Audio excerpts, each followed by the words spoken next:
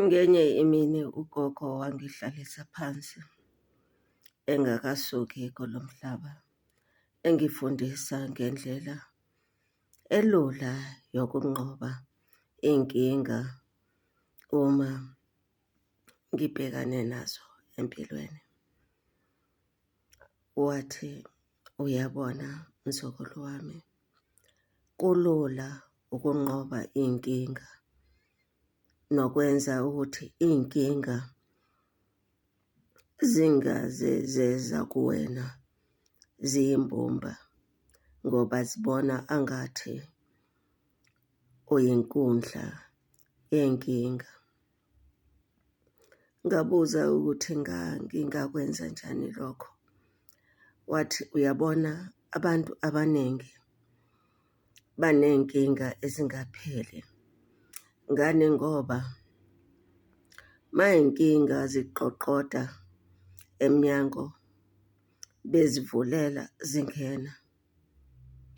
Bethi mase bevulile babona ukuthi sebevulele iy'nkinga.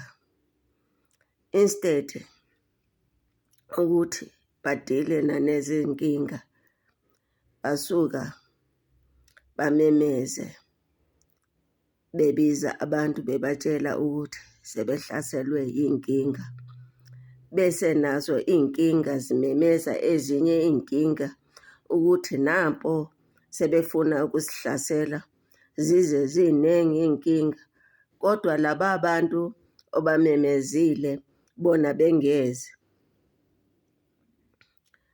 Ibuphukuphuku bakho lobo oyabe ubenzile.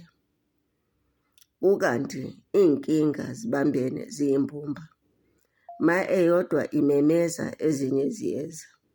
Kukanti abantu asibambananga. Ungamemeza utshele bebaningi kodwa kwenzeke bengazi not even noyedwa. Kukanti bona uma bememeza wena uyaya uyobancedisa kunkinga zabo.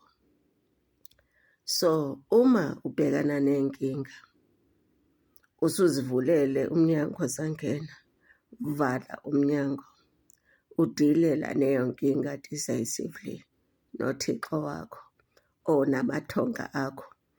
Whatever higher power you are using, iyona nje ongayimemeza, not abantu balo mhlaba. Njalo wazi ukuthi inkinga yakho ingene kanjani. Ungaba ngulo umuntu ohlala uvula amagede akho, uvulela wonke umuntu ukuthi angene, ungazi ukuthi lona ungene nani. Noma iy'nkinga zingenile, asoze wazi ukuthi kambe ngangubani ongene nazo. Ngakho-ke, vala amagede akho.